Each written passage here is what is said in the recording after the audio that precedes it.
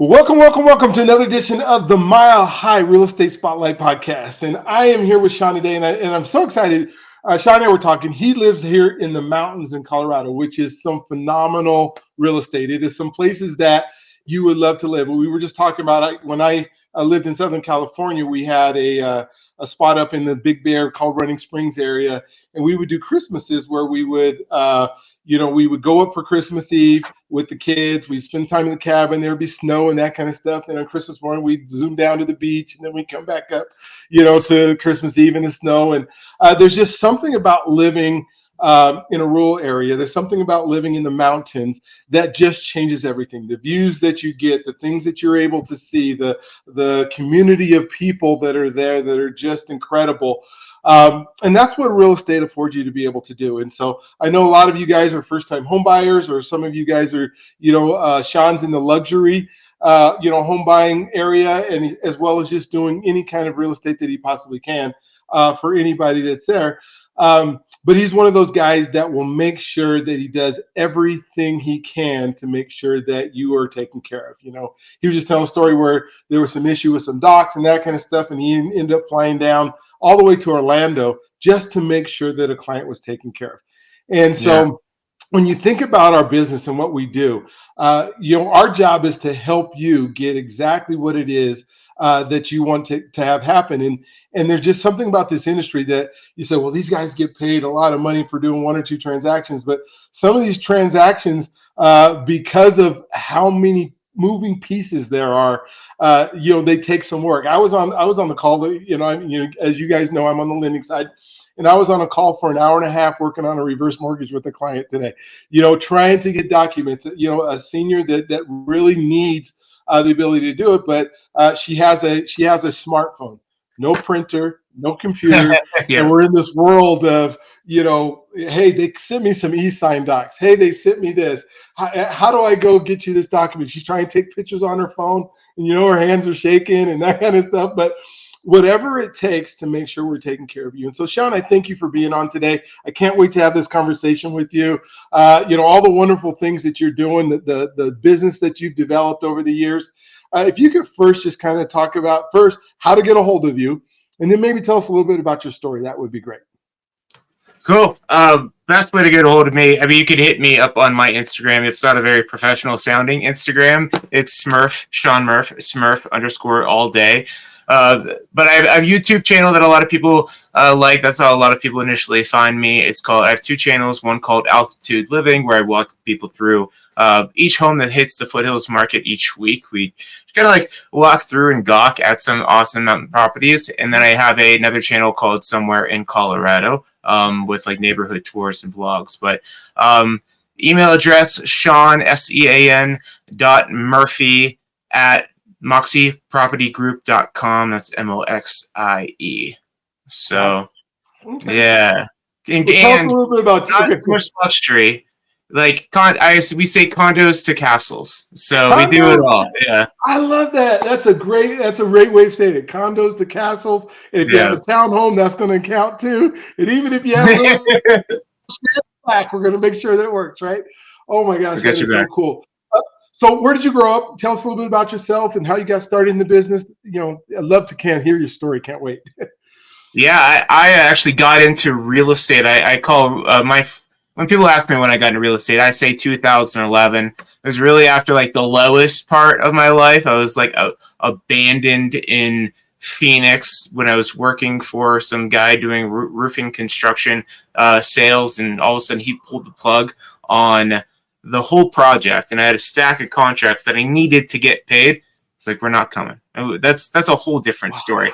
But essentially, I limped back to Colorado. I was able to stay at a buddy's house, and I got a job at Trulia.com on inside sales. Trulia.com was bought by Zillow.com about 5 years ago. So that was my first real estate experience. Before that, I'm just a blue collar kid.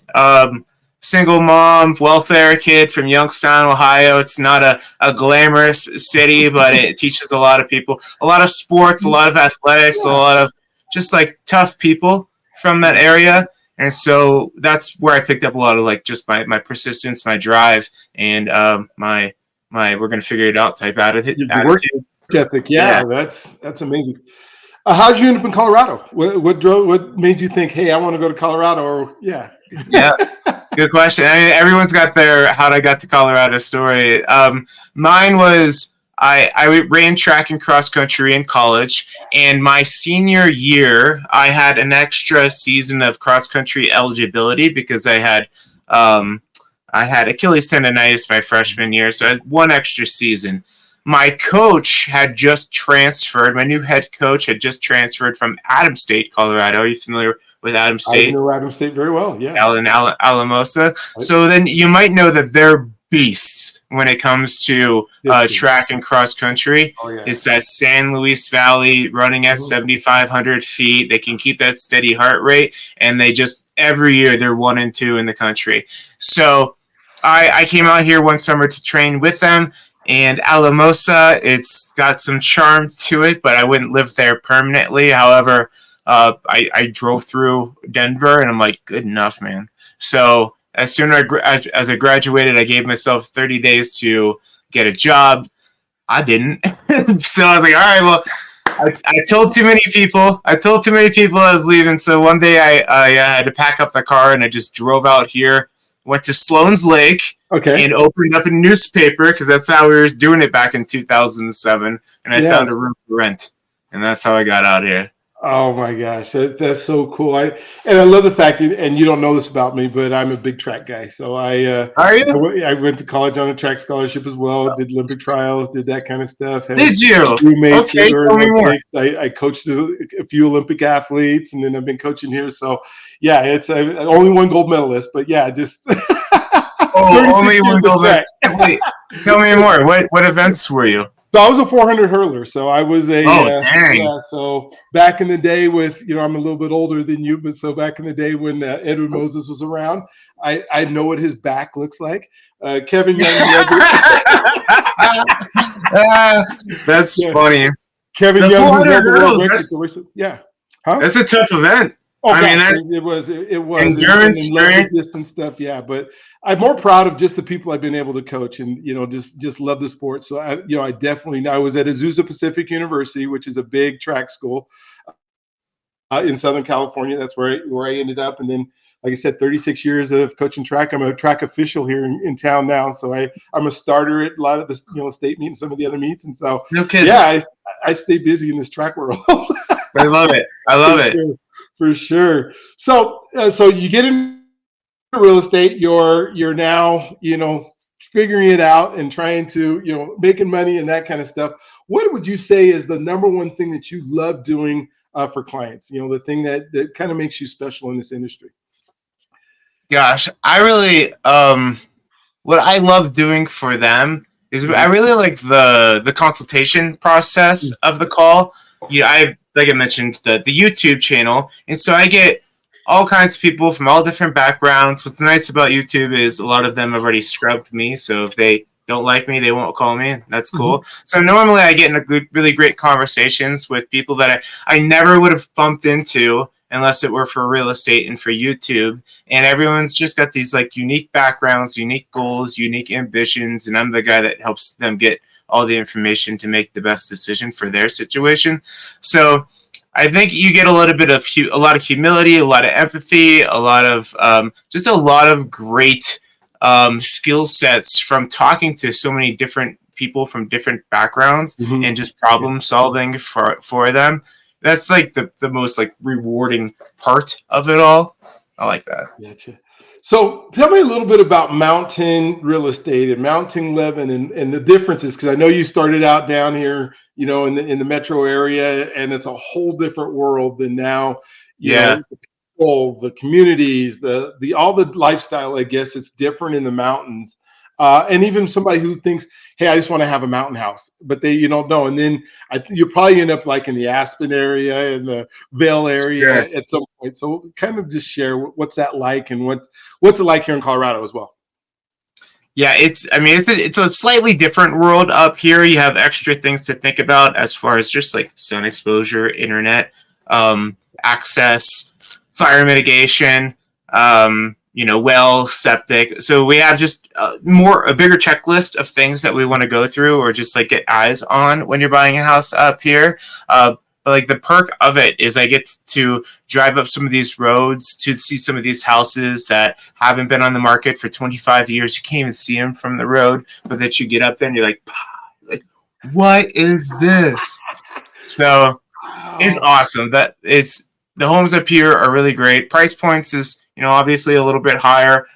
So I don't deal a ton with first time home buyers. I deal a lot of people that are relocating and selling a home wherever they're at. So the clientele is slightly different, and the checklist of things that we need to think about is different.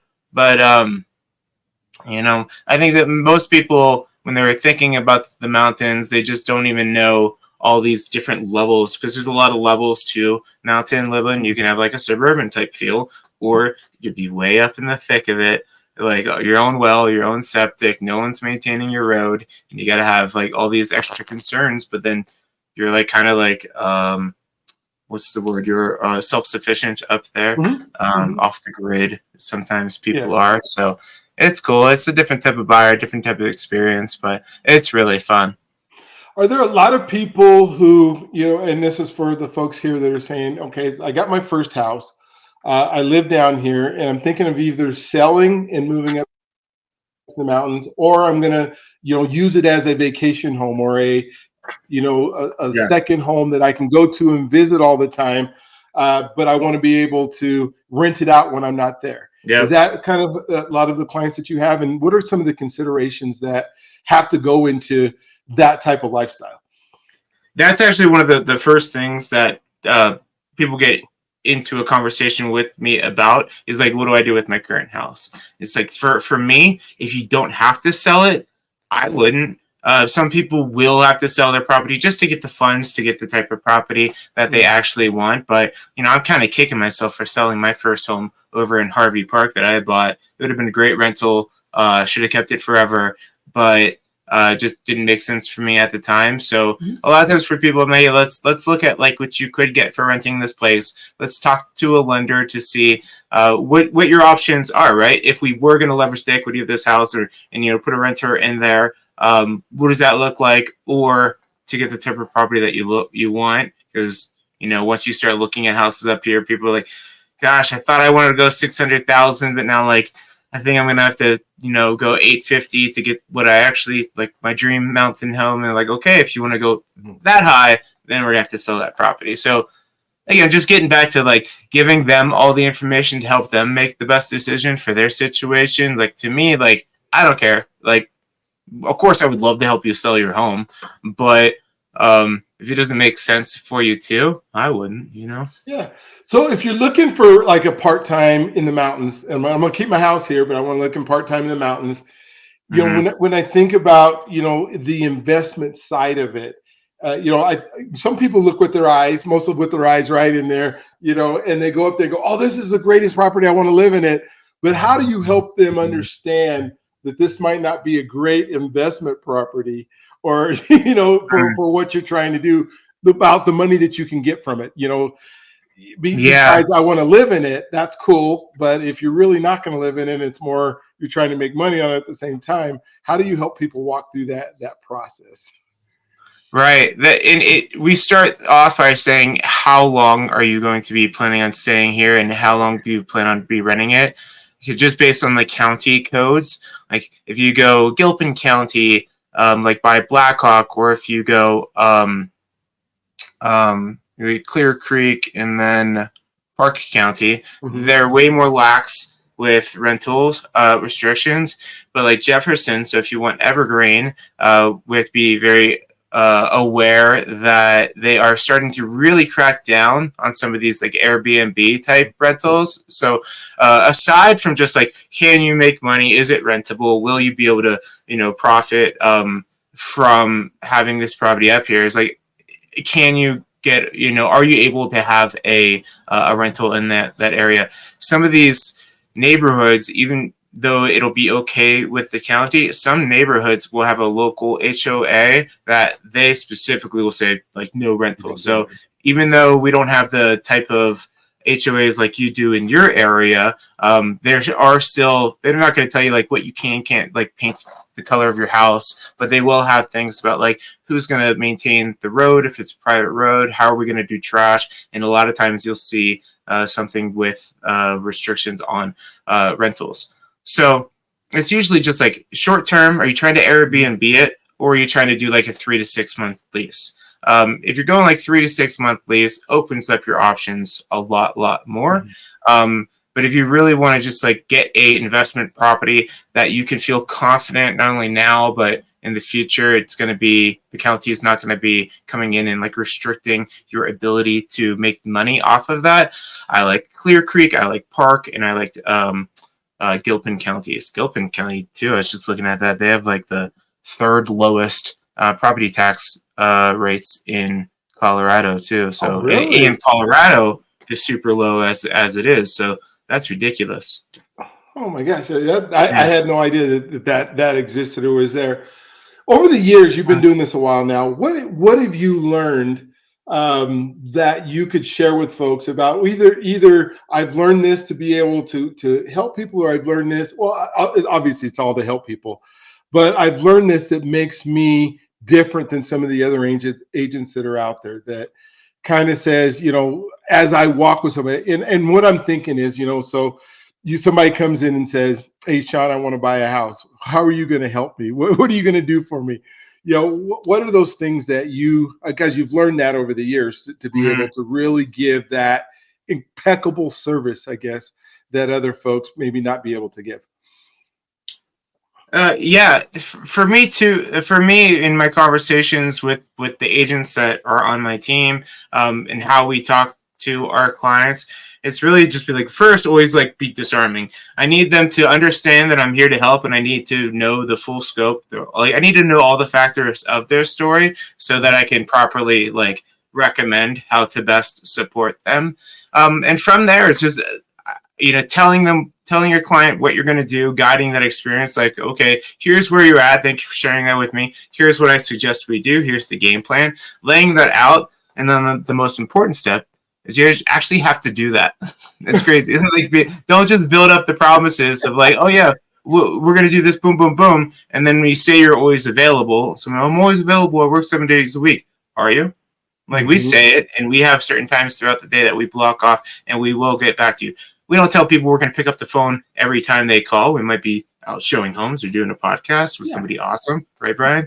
So, but we have times throughout the day that we'll get back to you. And so really knowing what the game plan is and then helping them execute on it. As soon as you do a couple of things that you say you're going to do, you feel like the levity, like their biggest fear is that they're going to have an agent that's going to tell them that what they're going to do and they don't do it. So as soon as you say, this is what we're going to do, and then you do it, and then you could check back in, you're cool now. They're like, yeah, okay, here's the next thing we're going to do. And like, you just start guiding them through this process. And that's how I think you get raving fans, because you eliminated like the boogeyman of just the unknown, that everything that could happen. And, I always go back to the saying, is like, our job is to give you all the information to help you make the best decision for your situation. I don't have a house to sell. I'm a service provider. And that's what we do. We're all full-time agents. We all work our ass off, and there's a lot of nuances to the mountain life. And so if there's something unique or weird about the zoning or an easement or the well on your property, like, we might not have seen this before, but damn be sure, like, we're going to find out like what's going on. So you, again, have everything you need to know. So like, maybe you don't like the answers that we give you, but you'd rather have that information and have to make a tough decision one way or the other than to be like surprised after the fact, right? Yeah, I love that. And how do you navigate that person who gives you a list of all their wants, desires, and dreams? Because they've seen videos on TV, or they've watched some of these places, and then they walk into the house, but you see them light up on certain parts, but they told you, I got to have this and this and this. How do you help them navigate on what they really want? And then, navigate it, I guess, with what they can afford at that point too, and their needs, because sometimes what they say they want, but then what they get excited about are two totally different things. How do you navigate that? Yeah, you know that experience well. That happens a good amount. Like at the beginning part, though, I mean, sometimes I get calls from people. And they're like, "Hey, I want a $250,000 property in the mountains." I'm like, man, I What wish I mountain? could. Right, exactly. So for that scenario, I'll like pull up my screen and we'll build out a custom automated home search for them, and Mm-hmm. I'll show them. It's just like, hey, like we're just plug it in. Like I'm not the one that's telling you no, but the market is essentially telling you no, it's not happening. And I'll say, hey, maybe there's been 3 homes in the past year that have came on the market at the price and didn't have a well. They weren't going to be able to get FHA financing or whatever. And so it's like I just don't like your odds. So either we need to maybe give a little bit on our expectations as far as the area, or let's see if there's anything we could do to increase your approval to get you to that point that you need. So that's on the front end. Now, once we actually start getting inside the houses, I have a little trick that I do, not a trick, but a little thing that I do after we've looked at the second home. The first time I take people out, I'll typically say, let's go look at 3 to 5 homes because it Okay. helps me to see homes as you see homes. Because like you alluded I to, love that. Okay. See homes as you see them. That's yeah, it helps me to see you see homes, right? Because you mentioned it, you kind of alluded to it, like you'll see their eyes light up. So I'll ask a client sometimes, I'm like, what'd you think? And they're like, yeah, and they almost want to like it. And I'm like, I don't think you like it enough because I've seen enough people that have that spark, that twinkle when they do see the one, and I'm not seeing it. So let's keep looking. But what I'll do as far as, their must-haves and wants, Mhm. because, sometimes they change, they actually get out there. Yeah. So after the second property that we look at, I'll say, okay, 3 or 2 or 1. 3 is, I hate this house. I never want to see one ever like this again. 2 is, this could work. It's not perfect. We'd like to make some changes to this, that, and the other. And 1 is like, we absolutely love it. We want to write an offer right now. Mhm. If it's a 2, I'm always asking, well, what would make it a 1? And after enough times of them maybe saying like, well, we would love to have something, I'll say something like extraordinary. We'd love to have an in-ground pool. Okay, cool. Well, after the 5th time of like, it doesn't have an in-ground pool, it's like, okay, so maybe we're not going to find one with an in-ground pool, right? That's just not going to happen. And then they like will start to come to realize that as I start to be like, okay, well, what make it a 1? What would make it a 2? Or what? I'm sorry, what would make it a 2? What would make it a 1 if it is a 2? Mhm. And then you start to just see them negotiating with themselves on what's the most important and oftentimes like what's realistic, because up until this year you couldn't be too picky because the homes were going pretty quick and Boom. for over asking. Yeah. So you had to sometimes I hate to say like take what you can get. That sounds terrible, but if it was a property that checked all the boxes for you as a buyer, you could probably guarantee that it's checking all the boxes for somebody else. And sometimes people have fat stacks of cash that they could pay over asking, and we just can't, right? So there's a lot of communication as we're out there looking at homes. And on our team, it typically takes 7 to 8 properties. I think we're like 7.6 properties showings Okay. before they find something that they want to write an offer on. And I think that's helped so much by all the work we do on the front end, setting really realistic expectations, explaining what's going on in the market and all that. Gotcha. Well, and what you're saying, I love the fact that you want to see the home as they see them. That is so huge. And you were going back to like $250,000 house, and somebody said, I gotta have a mountain house. Well, how far are you willing to drive, right? Because probably out by Sure. Telluride or Salida or something like that, you could probably find that. But you Mm-hmm. might be driving, from Denver anyway, 6 or 7 hours. Yeah, right. You do it. Happy to help. Yeah, we'll figure that out. But at the same time, finding that right place where they want to be, with the views that they want to have. And I've seen the ones where surrounded by trees, there is no view, but you're now, you're in seclusion, and there's a lot of people who want to Mm-hmm. be in seclusion, right? Mm-hmm. What? Tell me about I guess the mountain life a little bit, because I would love to just kind of hear, what are the community like? What are people like that are in the mountains? I mean, people are people wherever they're at, but is Mm-hmm. there something that seems a little bit different in the mountains? Do people want to be more secluded, don't talk to me? Or are they more like, hey, we want to do these really cool town things? Or, Yeah, yeah, what's that yeah. like? I get that question a lot too. It's just See, like, what are the people like? And you get a little bit of everything up here. I'm always super respectful of driving down private roads, because you don't know if it's a super friendly, like, hey, like, very neighborly neighbor, or some people want to move to the mountains because they just don't. They want to be a hermit and they Mhm. want to get away from everybody, and I respect that too. And but I would say a lot of whatever people are, I think they're very respectful. It's kind of like don't start nothing, won't be nothing type thing. They might have strong views inside their house, but they're not really like evangelizing that out in the public. So I feel like it's very welcoming. You do get the people that I think in any area, you get the people that have lived here forever that's like tired of having outsiders, and they hate my YouTube channel because I'm telling people how awesome it is in the mountains. But like, you're gonna get that everywhere. Like you mentioned, like Sure. Yeah. People are you're gonna people. get that everywhere. Yeah. But yeah, Well, overall, I mean, go ahead, sorry. no, I just said like when I've driven up like Conifer and past Conifer and that kind of stuff, and there's all these like little tavern type places that are back in Mm-hmm. the woods, and Yes. people just love going to those places, and Mm-hmm. sometimes you pull up and there's like 25 motorcycles that are a tavern or Yes. something like that, but You you think of a know. couple of those bars. Yeah. So it just seems like a cool way if you're still not secluded. It might take longer to get to the grocery store, Mm-hmm. but at the same time, if you want that social life, it seems like it's still available in the mountains. It's just maybe a little bit different, but then you can also have that privacy that just seems to be, Mm-hmm. amazing. So, um, Mm-hmm. we're kind of running on time a little bit. So what if We have you been were talking. tell people how to get a hold of you again? And then any other thoughts, the things I didn't cover, things that you want people to know, or things that you definitely want as they watch this and listen to this. And I want them to call you. I want to call you. We're looking at a house, but we're thinking to go all the way to Arizona because half of I have 8 kids and 4 of them live in California, and so but I'm looking at, I don't want to be, you're from Arizona, so I want to kind of be in the mountains of Arizona where it's just kind of Mm. the same climate here. I don't know if I want to be in the heat, we're Yeah. also looking at stuff here.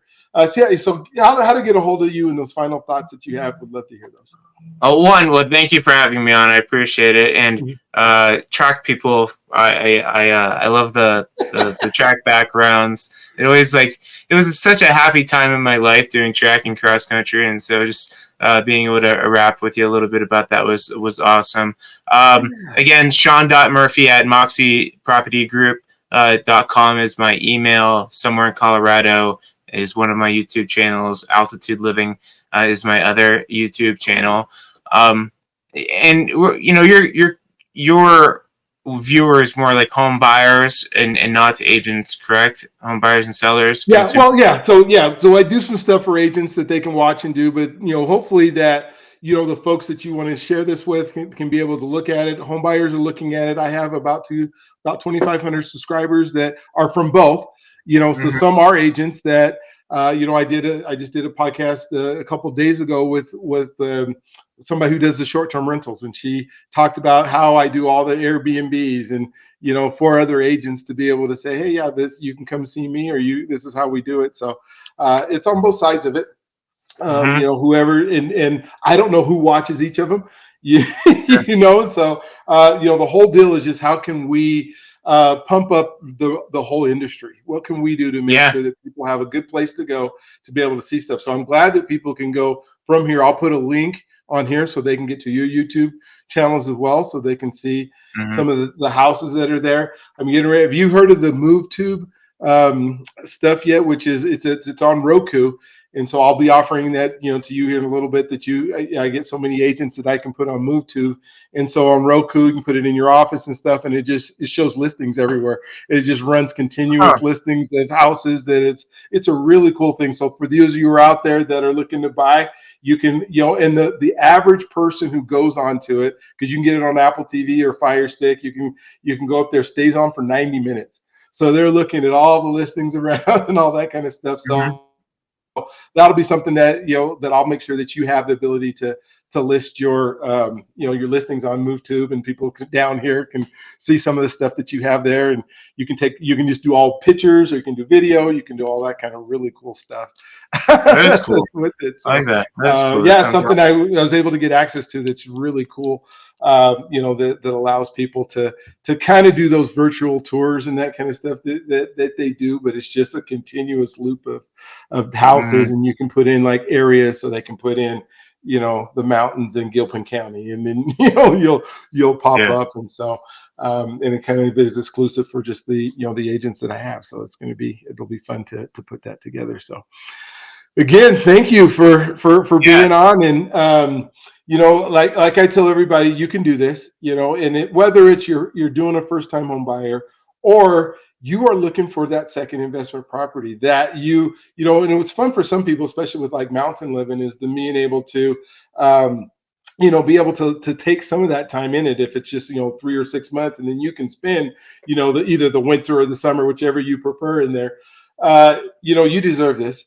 That we live in this incredible country that allows us to be able to experience real estate the way we can and make money at it. We can live in all these wonderful places and still be able to create wealth for our family. So you deserve this. And then finally, let us help you. Here's what I promise you. You don't want to come to me to find a mountain house. Even you want to come to me to loan you money for a mountain house, but you don't want to come to me because you want to go to Sean, because Sean knows where the good stuff's at. He knows, hey, Mhm. you're gonna tell him what you want, and he's gonna be able to find it because he knows it. And so let us help you. You just can't drive around and say, I can promise you can't drive around the mountains and find the place that you want, because you will be Right. driving all over the place, down roads that you can't turn around, and all kind of just crazy stuff that'll happen. So please, when you get the opportunity, even if you're just thinking about it, give Sean a call, because he can walk you through a whole bunch of really cool things that you don't know about, that you haven't heard about. And it might be something that it just was a thought in your mind right now that can become a reality. And this is a pretty good time right now to buy. I mean, there's some things that are sitting out there that are just waiting. People are trying to sell places. So I would call him right away. So thank you again for being on another broadcast or another episode of the Mile High Real Estate Podcast. And again, I'm Brian and Sean. Thank you. Any one last thing you want to say before I say bye? No, just real quick. You're absolutely right. Home ownership is a beautiful thing here in the United States, and I think the upcoming years are going to be more turbulent. And I'm thinking having some home security. There's plenty of programs that we could do to help you out with down payment assistance. We're getting seller closing costs covered in some instances. So you have to give us a call though, and we can help you find out what all your options are. But I think just like securing a property for you and your family in the next couple of years, I think it's not going to get any easier, and it's going to be it's just going to be give you a lot of peace and security to have that.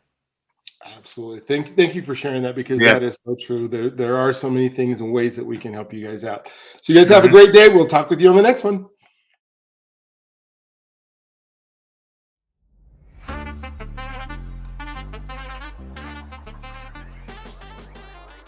This is Brian Arnold, and if you are listening to this part, you've just watched one of our episodes of the Mile High Real Estate Spotlight, where we've just talked to one of the best of the best. And I want to thank whichever guest that was here. They are phenomenal. They are amazing. They are the top of the top, the best of the best that are in our industry, that are here with us today. And so I encourage you to please call them, pick their brains. They work for you. They enjoy working for you. They are incredibly good at it.